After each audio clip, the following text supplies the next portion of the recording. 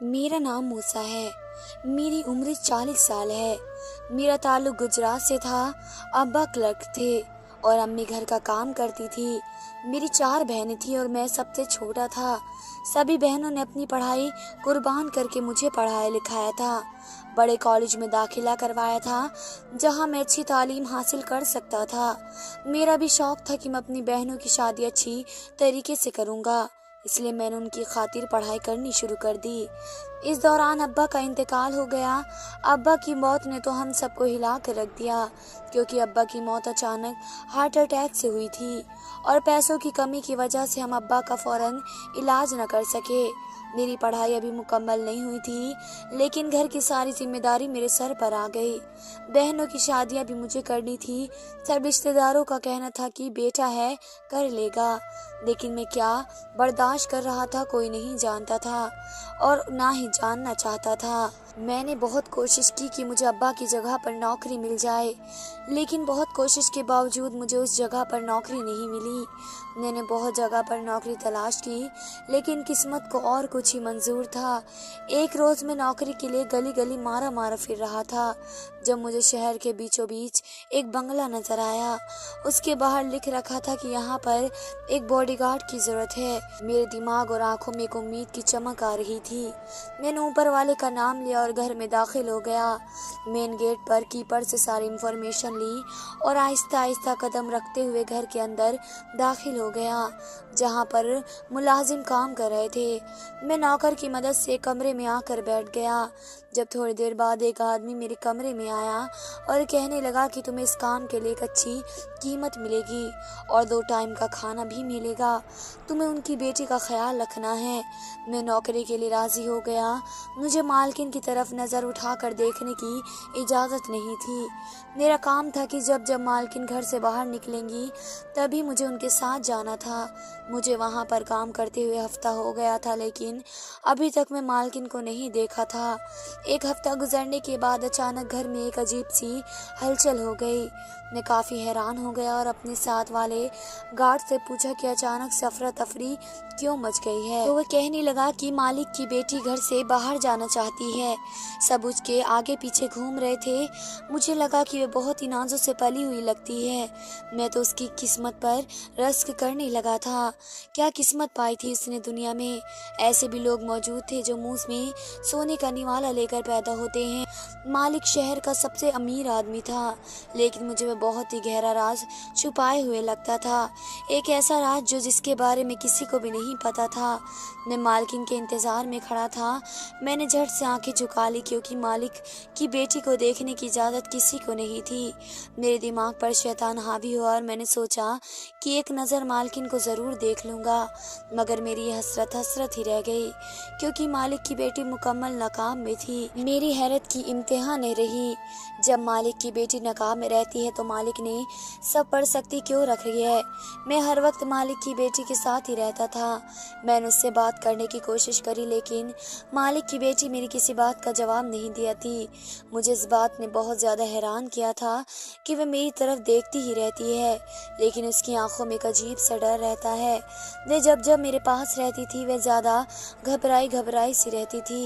मैं उसका हर तरीके से ख्याल रखता था ताकि उसको मुझ पर भरोसा हो जाए और वह मुझे बता दे जो भी उसे तकलीफ़ है।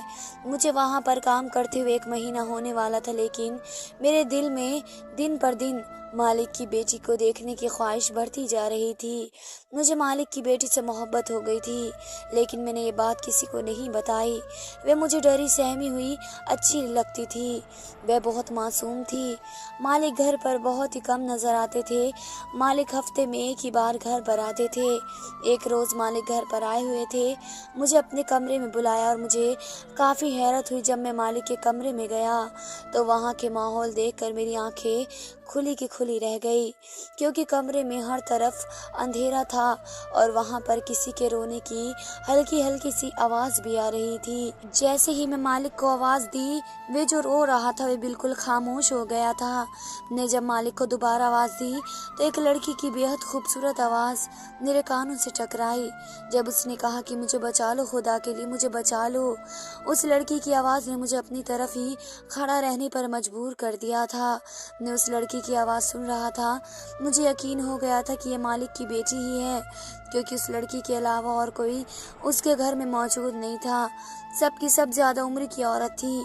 जैसे ही मालिक की बेटी का जवाब देना चाह रहा था, तभी बाहर कमरे की बहुत ज़्यादा आवाज़ आने लगी कि बाहर अफरा तफरी मची हुई थी। मगर मेरी मजबूरी थी और मैं मालिक की बेटी की मदद नहीं कर पाया। मुझे बाहर जाना पड़ा, लेकिन जाते जाते मैं मालिक की बेटी से कहा कि फ़िक्र मत करो, मैं तुम्हें बचा लूँगा, मैं तुम्हें कुछ नहीं होने दूँगा। मैं जल्दी से कमरे से बाहर निकला, लेकिन कमरे के बाहर का मंजर मेरे पैरों तले से ज़मीन निकाल कर ले गया, क्योंकि वहाँ पर मालिक की लाश पड़ी थी। मेरी तो हैरत से आंखें फटी की फटी रह गई। एकदम मेरी मालिक की बीवी का ख्याल आया, क्योंकि मैंने आज तक मालिक की बीवी को नहीं देखा था। नौकरों से ही मालूम हुआ था कि वह यहाँ पर नहीं रहती है, उनका हमें नहीं पता है। और मैंने भी मालिक और मालिक की बेटी को ही देखा था, कभी उनकी माँ को नहीं देखा था। मुझे मालिक की बेटी के लिए दुख हो रहा था। पहले माँ नहीं थी, अब बाप भी नहीं रहा। मेरी हैरत की इंतहा नहीं रही जब ज़्यादा उम्र की औरत घर में आई और कहने लगी, मैं इस आदमी की बीवी हूँ। सभी अपनी जगह हैरान रह गए थे, क्योंकि उस औरत को किसी ने घर में नहीं देखा था। बेटी को बाहर बुलाया गया तो वे नकाब में बाहर आई। वह औरत मालिक की बेटी के साथ गले रख कर रोने लगी, लेकिन मालिक की बेटी अभी भी डरी हुई थी। मुझे किसी गड़बड़ का एहसास हुआ था, लेकिन ये मौका नहीं था। फिर मालिक की बेटी ने भी कोई इशारा नहीं किया। हमें भी उसकी बातों पर यकीन हो गया था कि जो औरत वह कह रही है वह सच कह रही है। लेकिन मुझे हैरत इस बात की थी कि वह इतने वक्त से कहाँ पर थी, क्योंकि उसे कभी किसी ने भी नहीं देखा था। शहर के सबसे अमीर आदमी का इंतकाल हो गया। जनाजा उठाने का वक्त आया तो बीवी ने जनाजा उठने नहीं दिया। कहने लगी कि मेरे ऊपर एक फ़र्ज़ है जो मेरे पति ने मुझ पर डाला है। बीवी ने पति की वसीयत सबको दिखाई। उसमें लिखा था कि मेरी 19 साल की बेटी को कब्र में मेरे साथ दफनाया जाए। सब हैरान थे कि एक जीती जागती लड़की को कैसे कब्र में दफनाया जा सकता है, लेकिन हैरत से आंखें मेरी फैल गई जब मालकिन की बेटी भी इस बात से राज़ी हो गई। मैं उस लड़की से मोहब्बत करता था। मैंने सोच लिया कि अंधेरा होते ही उसे कब्र से निकाल लूँगा। जनाजा शाम के वक्त उठाया गया। मालिक की बेटी को भी दफनाया गया और सब लोग घर वापस आ गए थे। मैंने लोगों के घर जाने के बाद वैसे ही कब्र खोदी तो जान निकल गई। मालिक की बेटी बेहोश हो गई थी। मैंने जल्दी से उसे कब्र से बाहर निकाला और कब्र दोबारा से बंद कर दी थी। मैं मालिक की बेटी के अस्पताल ले आया था और उसका इलाज करवाया। वे खौफ की वजह से बेहोश हो गई थी। मालिक की बेटी का नकाब उतरा तो मैं इतनी खूबसूरत लड़की को देखकर दंग रह गया। मालिक की बेटी बहुत ही ज्यादा हसीन थी। उसे होश आया तो मैं उसे अपने घर में लेकर आ गया। मेरी बहनें तो पहले ही बहुत ही ज्यादा हैरान हुई, लेकिन मेरी वजह से खामोश हो गई और फिर मालिक की बेटी को कमरे में ले गए। मेरी अम्मा ने मुझसे पूछा कि लड़की कौन है। मैंने उनको ये कहकर टाल दिया कि मैं सब कुछ बताऊंगा, लेकिन अभी मुझे पहले सब कुछ पता करने दो। मेरी बहनें तो एक दिन में ही मालिक की बेटी के साथ मसरूफ हो गई। अगली सुबह जब मालिक की बेटी कमरे से बाहर आई तो वह बहुत ज़्यादा घबरा रही थी, लेकिन मेरी बहनों ने उसे हौसला दिया। नाश्ते के बाद वे घर से बाहर बने छोटे से बाग में आ गई और घुटनों पर सर रख कर रोने लगी। मुझे लगा कि वह अपने पापा को याद कर रही है, लेकिन मेरी ये गलत फहमी थी। मैंने जब उससे पूछा कि तुम रो क्यों रही हो, एक दिन सबको चले ही जाना है, लेकिन मुझे एक बात की समझ में नहीं आई थी कि तुम कब्र में जाने के लिए तैयार कैसे हो गई। वह आंखों में आंसू लिए मेरी तरफ देखने लगी। कहने लगी कि जिसकी सारी जिंदगी रोने में गुजरी हो और जिल्लत में गुजरी हो, वे जिंदा भी कब्र में दफन हो जाएगी तो कोई फर्क नहीं पड़ेगा। मैं उसकी बात से काफी ज्यादा हैरान हो गया और उसे कहने लगा कि अगर तुम मुझे कुछ बताना चाहती हो तो मैं तुम्हारा राज सबसे राज रखूंगा। वे हल्की सी मुस्कुराई और कहने लगी कि यहाँ पर अपने राज नहीं रखते, आप तो गए थे। मैं उसकी बात पर मुस्कुराने लगा, उसे यकीन दिलवाया कि मैं उसका राज किसी को नहीं बताऊंगा। वे पहले तो खामोशी से बैठी रही, लेकिन न जाने उसके दिमाग में क्या चल रहा था। फिर उसने लंबा सांस लिया और बोलना शुरू किया। उसने बताया कि वह मालिक की बेटी जरूर है, लेकिन जो औरत उसे माँ कह रही है उसकी सगी माँ नहीं है। उसके बाप से जवानी में गुनाह हो गया था, जिसकी सजा वह अभी तक भुगत रही है। उसका बाप अमीर तो था, इसलिए तवायफ खाने में जाया करता था। वहाँ एक औरत जो बहुत ही ज्यादा जवान और बेहद हसीन थी, मालिक को पसंद आ गई। पहले पहले तो वह उसका डांस देखना ही जाता था, लेकिन एक वक्त ऐसा आया कि मालिक को उस तवायफ से मोहब्बत हो गई और इसकी मोहब्बत में वह गुनाह कर बैठा। इस बात का इल्म जब मालिक के अब्बा को हुआ तो उन्होंने मालिक को सख्ती से जाने से वहाँ मना कर दिया। मालिक गुनाह तो कराया था, लेकिन पीछे उस औरत को क्या हाल था वह कोई नहीं जानता था। वे तभी पेट से हो गई और उसने एक बेटी को जन्म दिया। वे तवायफ खाने का असूल था कि अगर कोई बेटी पैदा कर देती है तो उसे भी तवायफ खाने में ही हिस्सा बनना पड़ता है। मालिक की बेटी की बात सुनकर मेरा वजूद नीचे गिर गया। मालिक की बेटी बात सुनना आसान काम नहीं था, उस बात के लिए एक बड़ा जिगर चाहिए था। मालिक की बेटी ने बताया कि उसकी माँ उसे तवायफ खाने में नहीं रखना चाहती थी। जो सब उसकी माँ ने बर्दाश्त किया वे अपनी बेटी पर आँच नहीं आने देती थी, लेकिन वे करती भी क्या। बेटी अभी जवान नहीं हुई थी कि उसकी माँ को लाइलाज बीमारी हो गई और वे बीमारी उसे अंदर ही अंदर खा रही थी। एक रोज़ वे अपनी मासूम बच्ची को छोड़कर इस दुनिया से बहुत दूर जा चुकी थी। इंसान की फितरत कभी नहीं बदलती। वक्त गुजरता गया और मालिक की बेटी जवान होती गई। अब उसकी अम्मा की जगह संभालनी थी, मगर ये सब करने से पहले वे मर जाना चाहती थी। तवायफ खाने में दिन रात जो मंजर देखने को मिलते थे उसने उस बच्ची के दिल और दिमाग में एक तरफ डर डाल दिया था। वे हमेशा सोचती थी कि काश एक मर्तबा उसका बाप उसके सामने आ जाए तो उसे कभी माफ़ नहीं करेगी। उसकी माँ ने अपनी बेटी को अपने बाप की तस्वीर दिखा रखी थी, मगर उस लड़की को तवायफ खाने से निकलने की इजाज़त नहीं थी। एक रोज़ एक आदमी उससे मिलने के लिए आया। वे ज़्यादा घबराई हुई थी और इस आदमी से मिलना नहीं चाहती थी, लेकिन वे खामोश रही। वे ज़्यादा उम्र का आदमी जब कमरे में आया तो मालिक की बेटी की हैरत की इंतहा न रही, क्योंकि वह आदमी और कोई नहीं उसका बाप था, जो चेहरे पर मुस्कुराहट सजा हुई उसकी तरफ बढ़ रहा था। लेकिन मालिक की बेटी के वजूद पर गुस्सा आ गया। वह अपनी किस्मत को रो रही थी कि काश वे पैदा नहीं होती। ऐसी भी क्या बदकिस्मती थी कि अपने ही बाप को हैवान की सूरत में अपने सामने देख रही थी। इससे पहले कि उसका बाप आगे बढ़ता वे फूट फूट कर रोने लगी, कहने लगी कि काश तुम मेरे बाप न होते। मालिक जो अपने अंदर शैतान लेकर आगे बढ़ा था अचानक अपनी जगह पर रुक गया। ये सब बताते हुए मालिक की बेटी की आंखों में आंसू बह रहे थे। मालिक को जब इस बात का इल्म हुआ कि सामने बैठी हुई लड़की और कोई नहीं बल्कि उसकी अपनी ही बेटी है, तो वह फूट फूट कर रोने लगा और कहने लगा कि मैं तुम्हारी माँ का गुनहगार हूँ, मुझे माफ़ कर दो और मेरे साथ चलो। शायद ऊपर वाले ने इसी वजह से अभी तक शादी के इतने साल गुजर जाने के बाद भी बे औलाद रखा है, क्योंकि मैं अपनी औलाद को तन्हा छोड़ गया था। मालिक ने वहाँ की बाई से उस लड़की को ख़रीद लिया और उसे अपने घर लेकर आ गया, लेकिन मालिक की बीवी ने उसकी बेटी को रखने से इनकार कर दिया। मालिक ने अपनी बेटी को एक महल नुमा घर में रखा जो शहर से कोई दूरी पर था।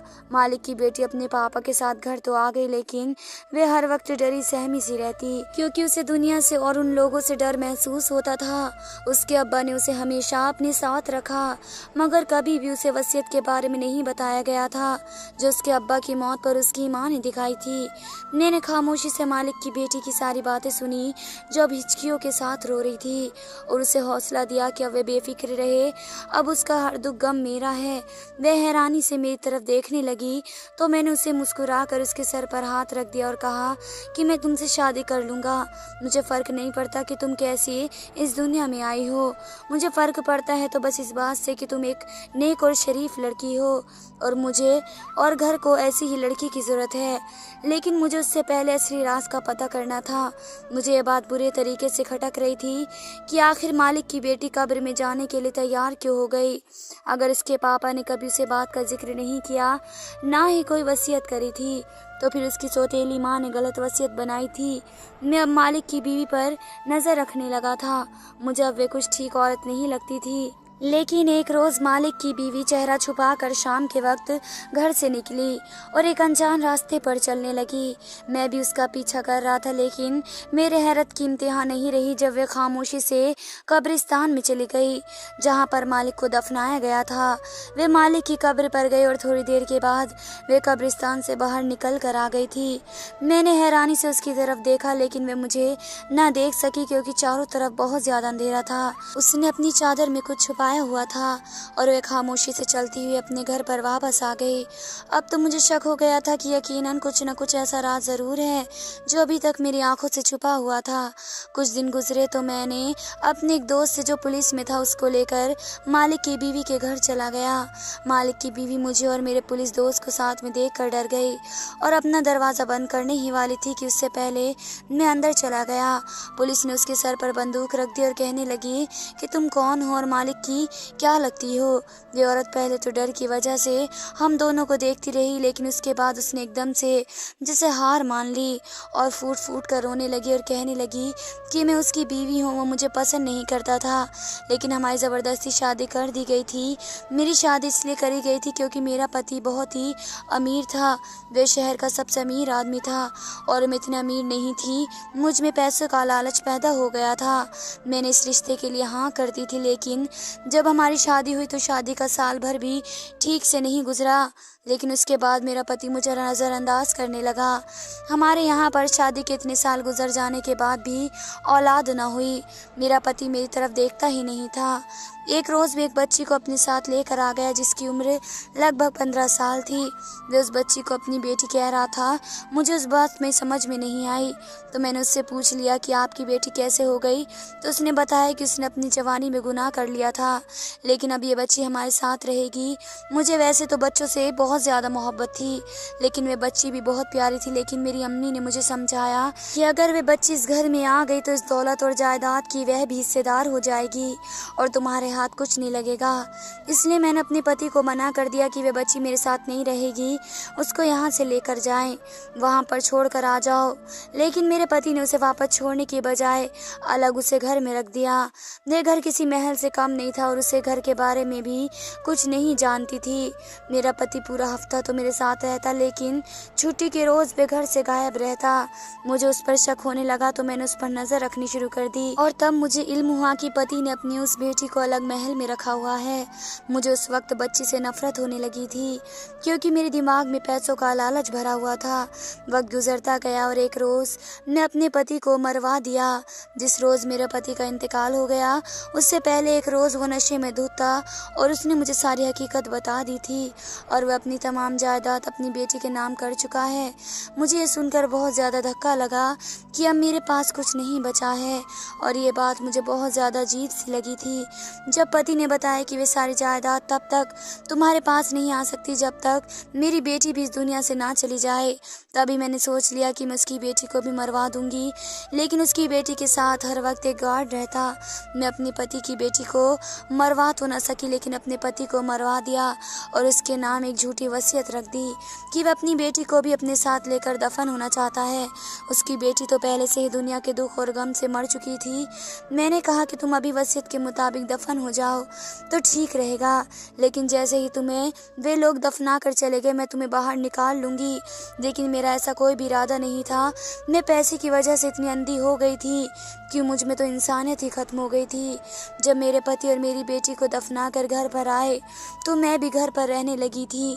मैं अपने घर पर राज कर रही थी, लेकिन एक रोज़ मुझे ख्वाब में आया कि मेरे आसपास मेरे पति की बेटी है और मुझे नुकसान पहुंचा रही है।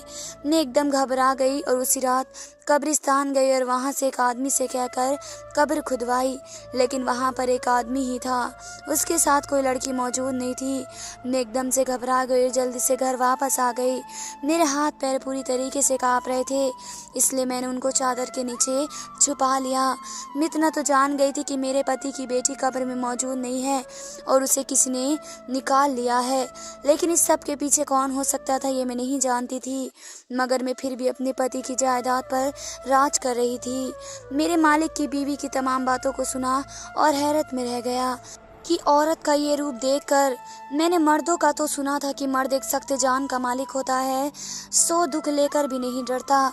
उस पर कोई दुख आ जाए तो वह भी बर्दाश्त कर लेता है और वह किसी पर रहम भी नहीं करता। लेकिन एक ऐसी औरत थी, या कोई औरत नहीं थी, या फिर उसके सीने में दिल नहीं था। उसने अपनी सारी सच्चाई और डर उगल दिया था जो बेहद भयानक था। मुझे मालिक की बेटी पर तरस आ रहा था जो इतने गम और दुख झेल चुकी थी। मैंने सोच लिया था कि अब मैं मालिक की बेटी बेटी को सारी खुशी दूंगा जिसकी वह हकदार है, और मालिक की बेटी को अपने साथ लेकर आ गया। मैं मालिक की बेटी के मुकाबले बहुत ही गरीब था, लेकिन इसलिए मैंने सोच लिया था कि मैं मालिक की बेटी की रजामंदी ज़रूर पूछूंगा। शादी से पहले मैंने इसकी रजामंदी जानना ज़रूरी समझा और एक शाम को मालिक की बेटी के पास गया और उससे पूछा कि अगर वे किसी और से मोहब्बत करती है या किसी और से शादी करना चाहती है तो वह बिना झिझक के मुझे बता सकती है, मैं उसकी शादी वहीं पर करा दूंगा। लेकिन वह हैरानगी से मेरी तरफ देखती लगी। मेरी आंखों में आंसू थे, क्योंकि मैं मालिक की बेटी से बहुत ज़्यादा मोहब्बत करता था। मैं नहीं चाहता था कि वे कोई ऐसा फैसला ले जो मेरी बर्दाश्त से बाहर हो। मैं बहुत ज़्यादा डरा हुआ था, ना जाने मालिक की बेटी का क्या फ़ैसला होगा। शाम के वक्त जब सब खाना खा रहे थे तो मालिक की बेटी ने सबके सामने ऐलान किया कि वह शादी करना चाहती है। मेरा दिल अंदर से काँप रहा था, लेकिन मालिक की बेटी ने मुझे जन्नत की दुआ सुना दी। उसने कहा कि वह मुझसे शादी करना चाहती है। उसकी माँ ने उसे एहसान फरामोशी नहीं सिखाई थी। मैंने जो उसकी मदद की थी और सब बहुत ज़्यादा खुश थे। वे अपने आप को बहुत ज़्यादा खुशकिस्मत समझती थी कि वह हमेशा मेरे पास रहेगी। एक ही हफ्ते के अंदर अंदर हमारी शादी हो गई। अल्लाह ने मुझे पहली बेटी से नवाजा, लेकिन मैंने अपनी बीवी से वादा किया कि मैं उसे एक अच्छा और एक नेक बाप बनकर दिखाऊंगा। मेरी बीवी खामोश रहती थी। शायद उसके गम, छोटी सी उम्र में इतने गम जीने के बाद कोई जिंदा रह जाए तो वह भी ऊपर वाले की मेहरबानी होती है। मैं अपनी बीवी की तमाम ख्याल रखता था और पूरी कोशिश करता था कि उसकी हर ख्वाहिश को पूरा कर सकूं। मैंने कभी भी उसकी जायदाद पर निगाह नहीं रखी और ना ही उससे पूछा।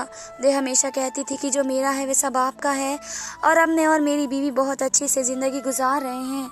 मैंने अपनी बहनों की भी शादियाँ कर दी हैं और वह भी बहुत ज़्यादा खुश हैं। मेरी बीवी को मुझसे कोई भी शिकायत नहीं है। धन्यवाद दोस्तों।